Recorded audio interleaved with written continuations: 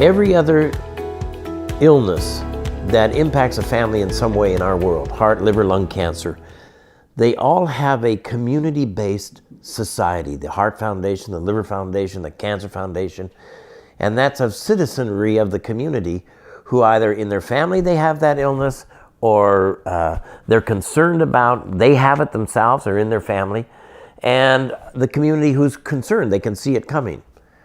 Well, oxy and fentanyl and carfentanil and so on is bringing that message home real quick. I had a huge anxiety attack the first time I ever smoked any marijuana. I smoked way too much and lost the motivation, didn't want to do anything. Lie and lie on top of lies and lie to cover up more lies. And I knew at that point that my addiction was out of control. I was using every day. I didn't have one friend that did not do drugs, not one.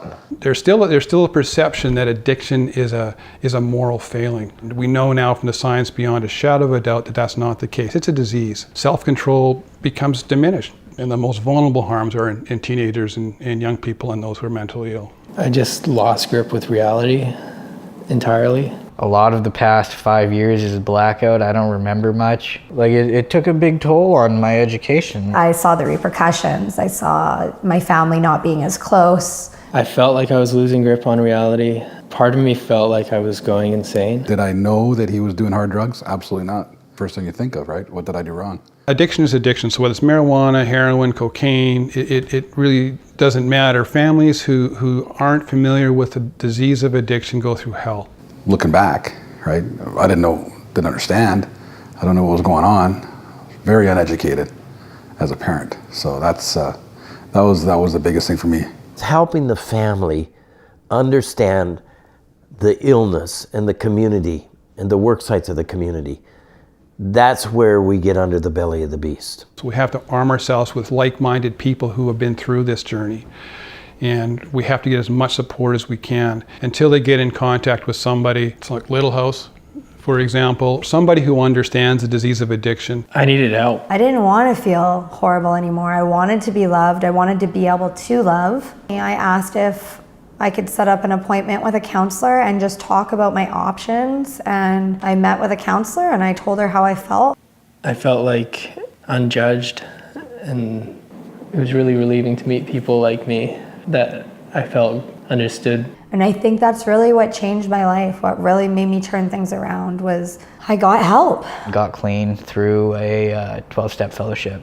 It saved my life. If you do everything they tell you to do, you will not use drugs again. But if you do everything they tell you to do, you will stay clean.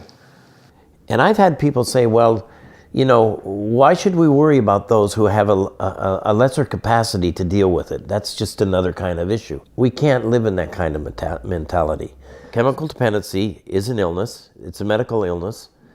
It's got a prognosis. It's got a pathway that can be predicted. And it's got an end that can be predicted.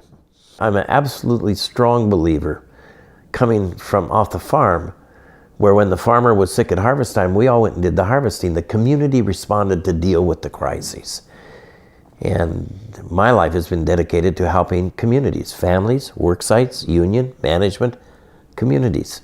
When we have the information we have today, we have centers that can treat it as a disease, and they have abstinence as a goal. And you create not a healing person, you start to create a healing environment.